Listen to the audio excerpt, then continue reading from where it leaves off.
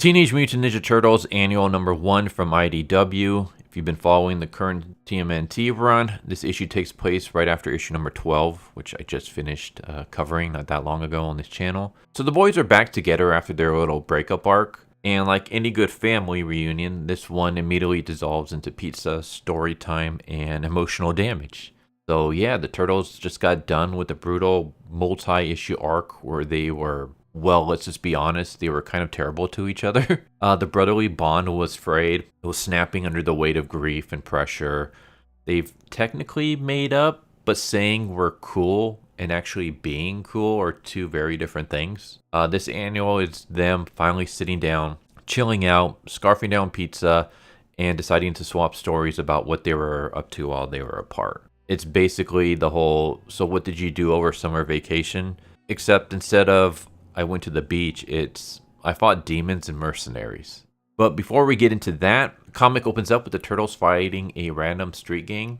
Now I'm going to be skipping most of that because it's really just an action warm-up, but I do have to mention this one panel. There's a pizza delivery guy, and he's just vibing in his van, surrounded by unconscious gangsters and talking mutant turtles. And he's just got this big, dumb, dopey smile on his face. Like, this man has seen things. He's seen too much and he's just accepted it. He's ascended. Yeah, poor Turtle Man just beat up half the city in front of me. But hey, still getting paid.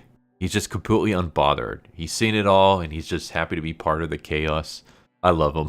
Anyway, once the fight's over, we head back down to the sewers. The boys grab some slices and decide to share their solo adventures, basically turning this issue into an anthology of turtle side quests. And we start with Mikey's story. And it's actually really cool. It's set in Japan and involves him fighting a Tengu, which, if you're not up on your Japanese folklore, is basically a long-nosed bird demon that loves ruining people's lives. But this story is awesome. I'm not going to spoil it though. Just know that it's the kind of short that reminds you Mikey isn't just comic relief. And then we get Raph's story. And if you're imagining anything subtle or introspective, no. The story is just short and gloriously Raph. It's just him and his buddy Pepperoni traveling across the US and punching people. That's it. No grand conspiracy, no deep moral quandary, just Raph and his friends seeing a problem and introducing it to their fists.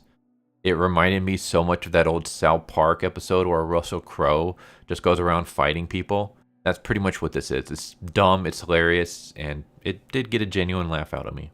But the story that really hits, the one this issue centers on, and this video for the most part, is Leo's. It's a good one. So Leo's story is set off the coast of South America on a giant ship in the middle of the Atlantic. His mission, to rescue a mutant named Travis Fleck, believing he's been kidnapped by a militant anti-mutant group. Now, Travis comes from the Fleck Tech, a military biotech firm that was involved with Baxter Stockman during the whole M-bomb disaster. He ended up getting mutated, and the public backlash was vicious. His three brothers, Johnny, Dexter, and Eddie, did what rich people do when bad things happen. They threw money at it. They hired mercenaries, they pulled every string they could, and tried to keep Travis safe and spin the whole Mune thing into a PR win. But that didn't last long. During a press conference meant to show, hey, mutants are people too, and anti-mutant mob showed up and things got ugly. So Travis and his brothers end up barely escaping, and they holed up in their penthouse, and then something went wrong. The brothers were later found dead, and Travis was gone. He was missing. And now Leo has tracked Travis to this ship. So we got him sneaking around, dodging militant soldiers. The whole sequence is pretty cool. It's just classic tense infiltration mission. And we see a softer side of Leo. He pulls out a photo of Travis with his brothers, and he just basically laments that he never took more pictures with his own brothers. That's one of those moments where the comic just breathes. Leo's this disciplined, stoic guy, but here you see that quiet loneliness under the surface, that sense that he's trying to keep everything together, even when he doesn't know how. Eventually, Leo makes it to the ship's lower decks, and he finds Travis. And Travis is seemingly broken and tortured, and so Leo helps him escape. They talk about family, about loss. Travis opens up and says he's been questioning himself ever since his brothers died. He wonders if he has what it takes to lead, to rebuild Fleck Tech, to carry that legacy. And he asks Leo if he knows what it's like to lose family. And Leo says yes, he lost his father. He starts giving this hopeful speech about how family binds and defines us, trying to lift this poor, traumatized mutant spirits. And then Travis tries to shoot him in the back. He misses, obviously, but still, just a total heel turn. And that's when everything clicks. Travis wasn't weak because he'd been tortured. He was exhausted from beating a previous test subject to death. The whole rescue mission was a setup. Travis reveals his true colors. After the press conference attack, he didn't see his mutation as a curse. He saw it as a business opportunity. He realized that the deep hatred for mutants meant there was a deep, untapped market for weapons. A mutant anti-mutant arms race, and he was going to be the one to supply it. And his brothers, they were against it. They wanted to protect him, not profit from the hatred. So Travis killed him. Yeah, he murdered his own family for standing in the way of his new monstrous business plan. So Leo's entire mission, his entire worldview in that moment, was based on a lie. He wasn't saving a victim, he was confronting a monster who chose to become one.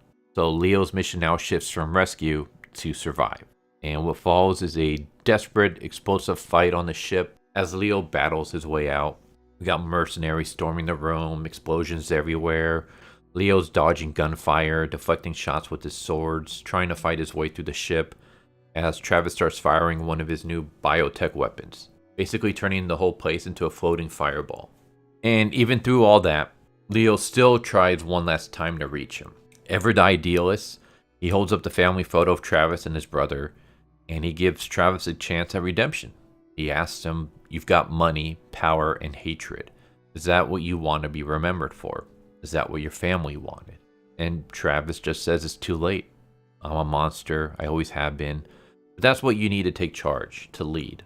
At least now, I have the cause to back it up. And the ship explodes. Leo barely escapes on a raft, watching the wreckage burn behind him. And as he floats alone in the ocean, he delivers the final devastating line of the story. He realized that 4 brothers died in that penthouse that night, not 3. Travis had killed the person he used to be long before he ever grew claws. So Leo wonders if he's made the right choices for his own family. If he's really been the leader they needed or just the one who felt responsible for everything. And this is why Leo never told this story before. Because it held a dark mirror to his own failures. Deep down, he feels like he's no different from Travis. Travis lost his brothers to his own actions. And Leo feels like he lost Donnie the same way. And now in the present, he looks at his brothers and he says, "You were being and tortured, and I wasn't there to help you. I wasn't there to help any of you." And it's just such a heavy human moment for Leo and for this series, because Teenage Mutant Ninja Turtles, at its core, has always been about brotherhood. The fighting, the villains, the sci-fi stuff, the ninja stuff, that's the set dressing. The real story is about 4 brothers trying to stay together in a world that keeps tearing them apart. But his brothers don't let him carry it. They tell him it's not his burden alone, that they're brothers and they all have to carry that weight. And Mikey, in his infinite simple wisdom, tells Leo, "Just say you'll be there when you can, because we're going to do the same." And then the issue ends with the 4 of them in a group hug. Just a real, genuine, we're actually a family again hug. It's quiet, it's earned, and honestly, kind of beautiful. I thought this annual was fantastic. Anthologies can be hit or miss, but this one nails that balance between fun, heartfelt, and surprisingly emotional. Mikey's story is fun, Raph's is just a weird gut punch of simplicity, but Leo's story is a masterclass in comic book tragedy. It uses a villain to force our hero to confront his own deepest fears and insecurities. It's the final piece of the puzzle that truly glues this family back together. After so many issues of them being at odds, this hug doesn't feel cheap. It feels earned. It's a reminder that before they're ninjas, before they're heroes, they're brothers. And sometimes that's the most important story you can tell. The art isn't quite on the level of the mainline issues, but it's still great. There's still lots of personality in the character designs, expressive action, and the turtles look good here. There's a warmth to how they're drawn. Not overly gritty, not overly cartoony, just that sweet spot that feels authentically TMNT.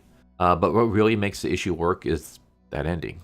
Because yeah, the Turtles already made up in the last issue, but this annual is the emotional closure to that. It's that extra breath that says, we're really okay now. You feel the bond being reforged. Plus the way Leo's story ties his guilt into the main theme of family, I think was perfect. It doesn't just rehash what we already know, it just deepens it.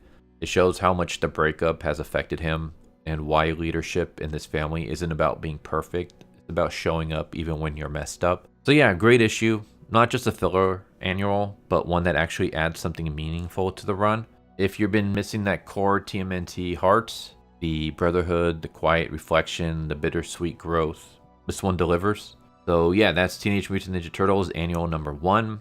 I genuinely think this is one of the better annuals IDW has done in a while. The solid mix of fun short stories and an emotional gut punch that sticks with you. But what did you guys think? Did Leo's story hit you as hard as it hit me? Or are you more into Mikey's Tengu adventure or Raph's road trip of violence? Let me know in the comments down below. Either way, I think this is just a great reminder that the Turtles aren't just a team, they're family. A very weird, occasionally traumatized pizza-loving family, but a family nonetheless. And I hope you enjoyed the video, and hope to see you next time. Take care. Later. Thank you for watching my video. I hope you enjoyed it. If you didn't, I still want to thank you for watching it this far, and I hope the next one is more to your liking. With that said, thank you once again, and I hope you guys and gals have a good one. Later.